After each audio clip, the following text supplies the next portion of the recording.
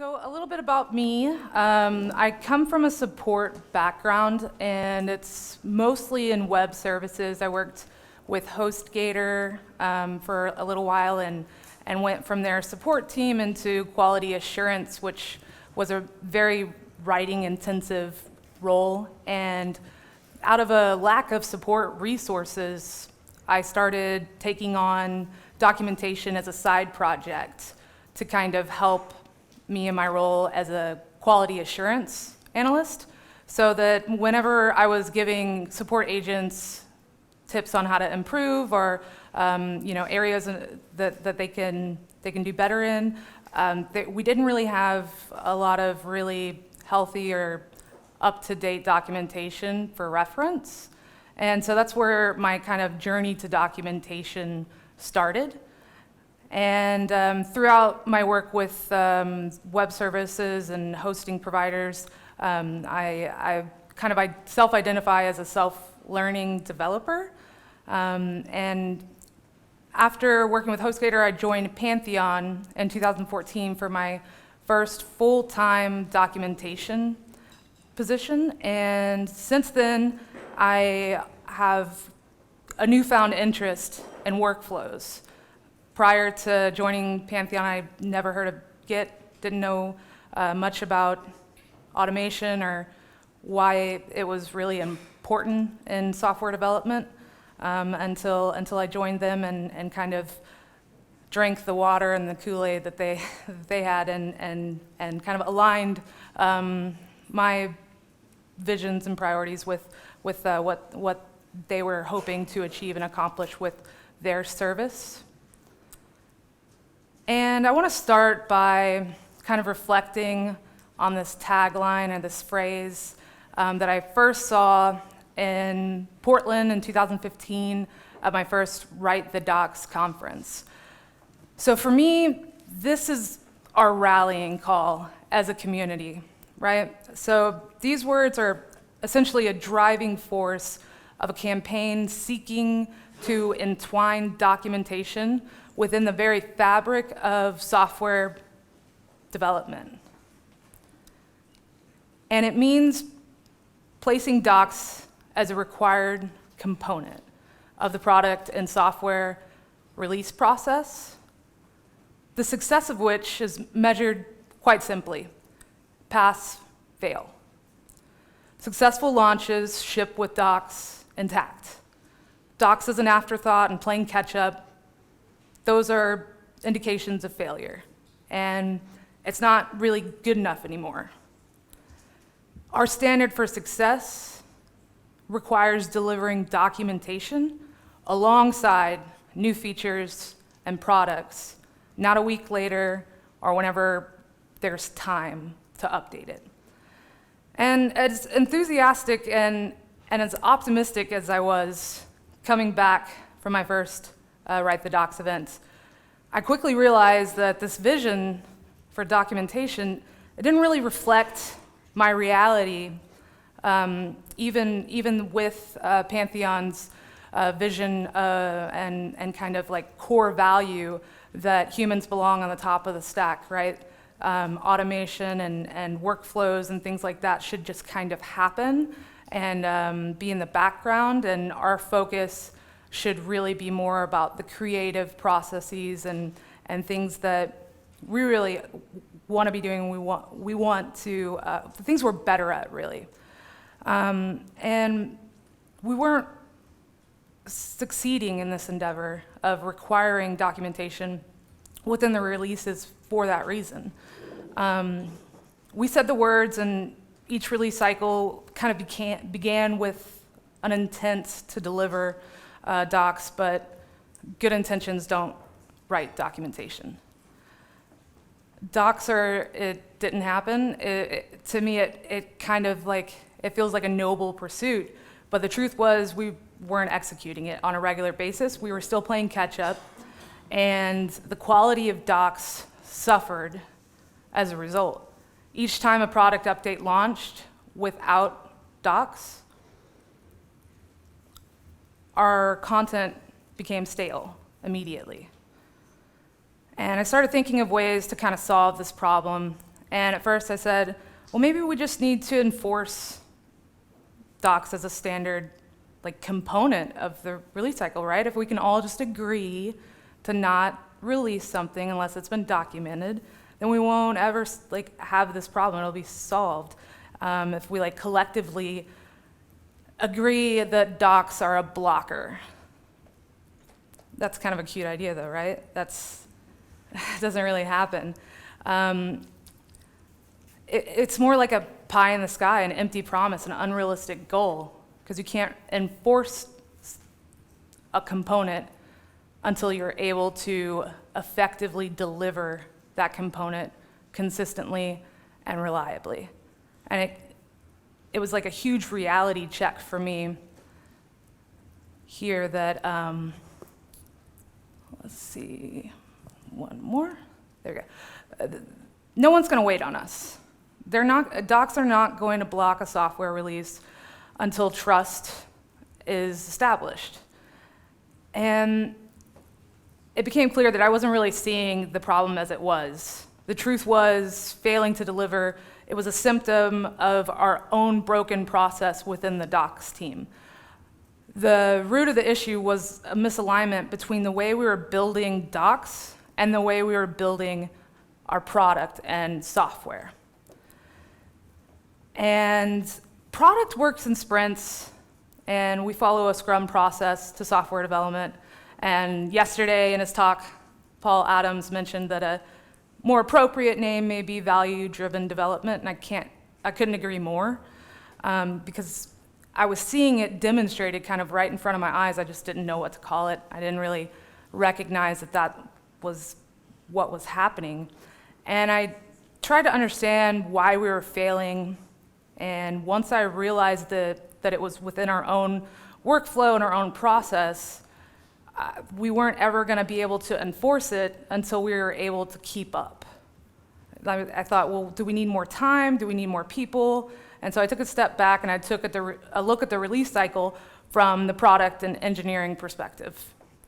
And what I found was it's agile, and we were not.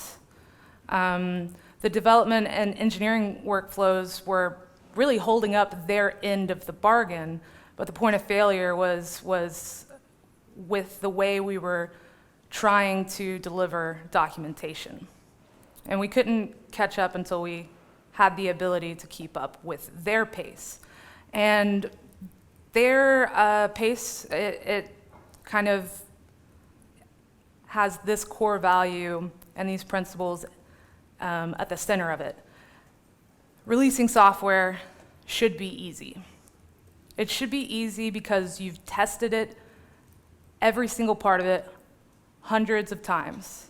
And it should start with the press of a button.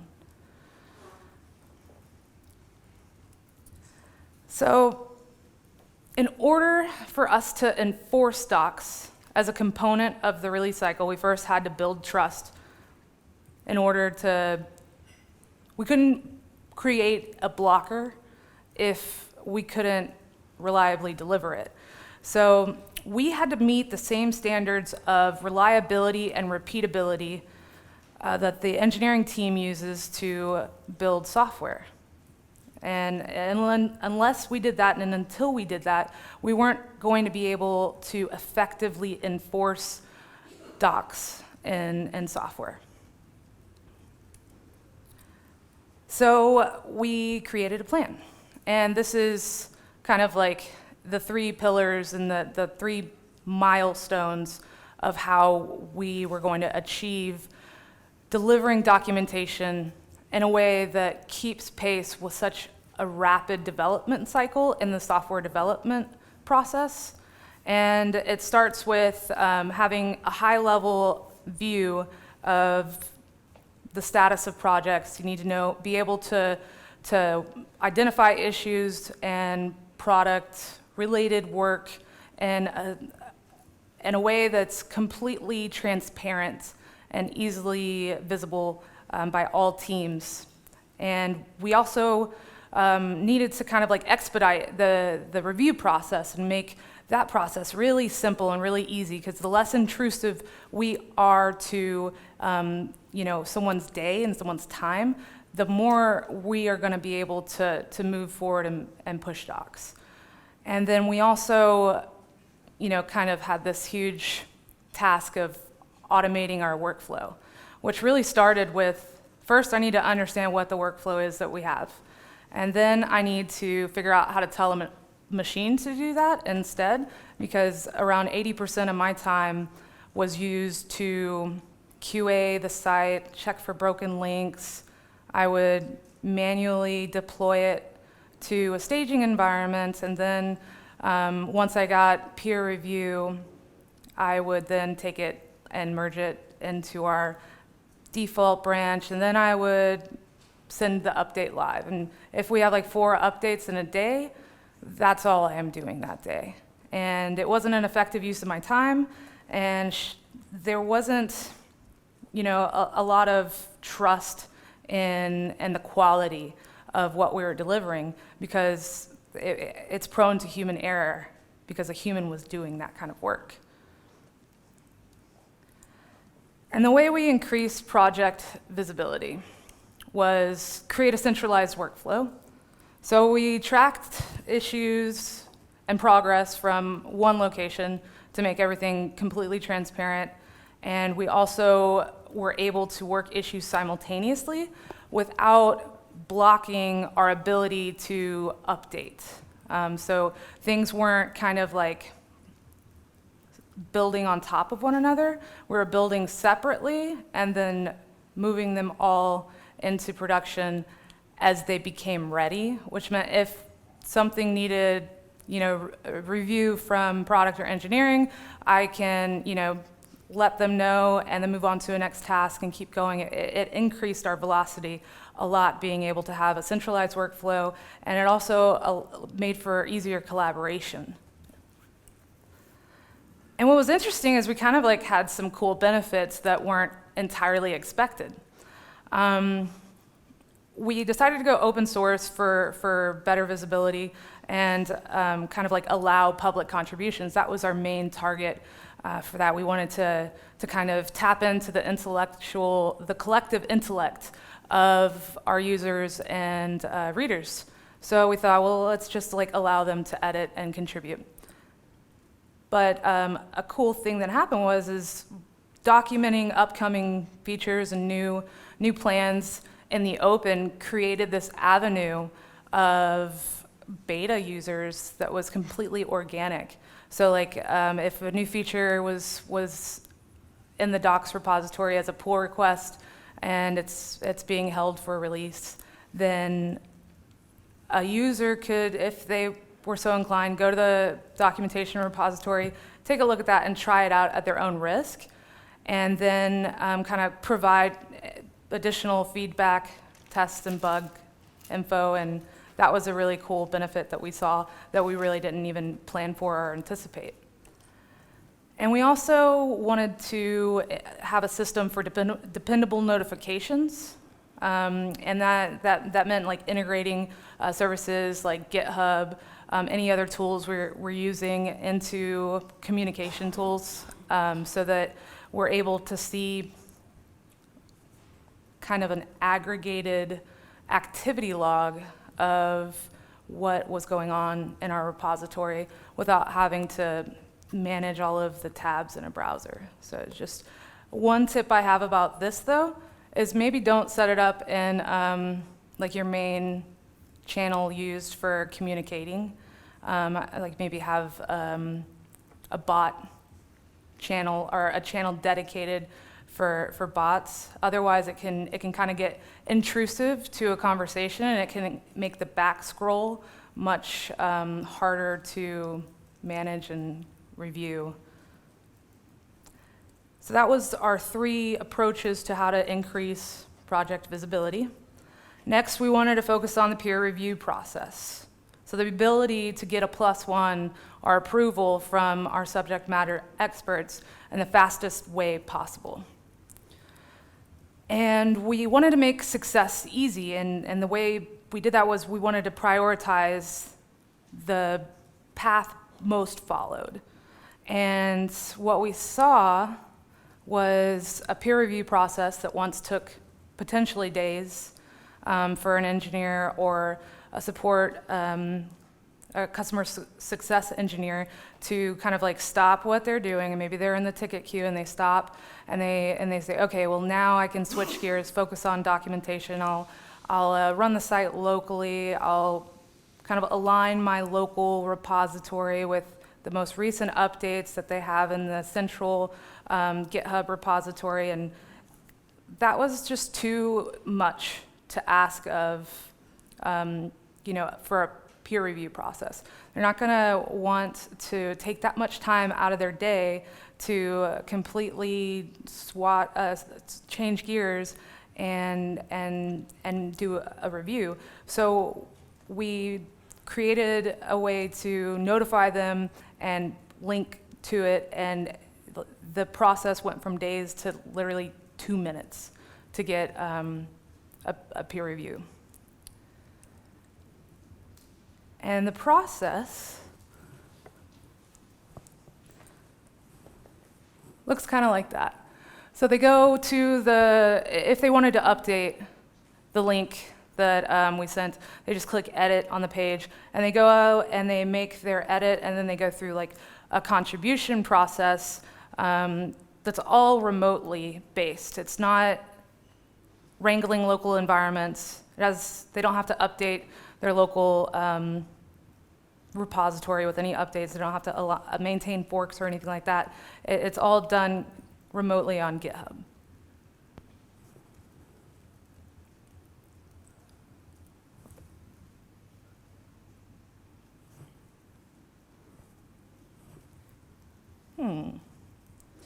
Now I gotta get back to the slide. Sorry. Where are we at? Okay. Right? Up there. Okay. Well, now there's that. Okay, so the third milestone was to automate grunt work. And what that means is just like anything that a human shouldn't be doing. So things like checking links, moving files, these really like kind of complicated, technical, redundant tasks that were eating up, like I said, 80% of my time. And the way we did it was we started by trying, right? I didn't know anything about automation. I, kind of took from whatever resources I could and the generosity of my peers and learned by doing, essentially. And what we ended up creating was a pipeline to kind of like stage content automatically. So it mirrored the way our engineering team worked. So our engineering team had a process of deploying things at the press of a button. They don't have to sink any of their own time into creating any local machines or instances of their modifications and their changes. And I also was able to kind of like find tools that made sense for our specific project. And one of those is called HTML Proofer, and it does HTML validation, and it checks links. So all of those things that I was spending all of my time doing now were being done by a computer.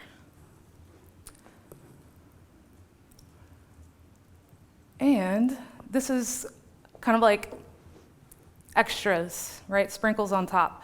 The first picture is an example of an automated comment that gets put on a pull request. So we use a continuous integration service to build the suggestion, the changes for a pull request, and then it will actually deploy it to an environment with a publicly accessible URL, and it will run the HTML validation and our other test suites, which should include accessibility tests and some BHAT tests, and it comments it, and because we have that Slack integration with GitHub, it allows me to just click a link, or anyone who's interested to click the link in Slack and be instantly able to provide feedback. And the process is just, it's streamlined completely. We also have in GitHub Circle CI integrated so that we can restrict the ability to merge if something's not right. So if there's a broken link, or if I change a header in one of our docs and that anchor wasn't updated elsewhere, then this green check would be a red X, and we would not be able to send an update that broke a page or a link somewhere else. So it's a way of establishing trust. There's no more of that kind of like, I'll push and kind of like hope this doesn't, I hope it doesn't break anything. But like now it's a known for sure thing, it's reliable, and it's all repeatable, and it's aligned with the way we build our product. And the tools I want to say don't matter as much when it comes to implementing this. Tools can come and go, they can change, and really it matters, like your tool selection matters more, that you're in alignment with what others are using on your team and within your organization. So for me, it made sense to use like services like GitHub, because that's what our engineering team uses. And the more I can create a review process that doesn't deviate from their other tasks throughout the day, the better the peer review process will go, and the simpler it will be for them. And it will improve and increase collaboration if we're kind of like in alignment with how we're doing things. So it wasn't right away that I realized that continuous integration and achieving like continuous delivery, it was a prerequisite to delivering docs in a high velocity manner. I took it as kind of like, this is now the job. This is now what my role is responsible for. And it, to me, made sense to kind of own that internally with the documentation team. One, because I believe that the barrier to entry is just low enough now that there's not really a great reason not to try it or not to do it yourself. And then it gives you the power to kind of extend functionality, and it also allows you to kind of like take ownership and maintenance of your own destiny, right? If something breaks, or if something you want to add something, you don't have to pull away from resources and the engineering, and you don't have to really wait for anything. It's kind of like at your own discretion within your ability to kind of manage it with your workload and within your team. And this was kind of like the end result that really was like the fireworks at the end. We did a cooperative deployment for Blog Vault, which is a migration tool that we offer for sites migrating to our platform. And there was an update to the plugin that required documentation changes and the instructions and things like that. Screenshots needed to be updated. And what actually happened was really cool. It was just like, because we were able to stage things, and because we were able to keep up and deliver it at the same rate, we were much more engaged throughout the process And we were able to kind of like be in the conversation much earlier in a way that really empowered us to do cooperative deployments. This was kind of like why I believe continuous integration is a prerequisite for high velocity documentation. It gives us the power to keep up. And until we can keep up, we'll always be playing catch up. And that's it. Thank you.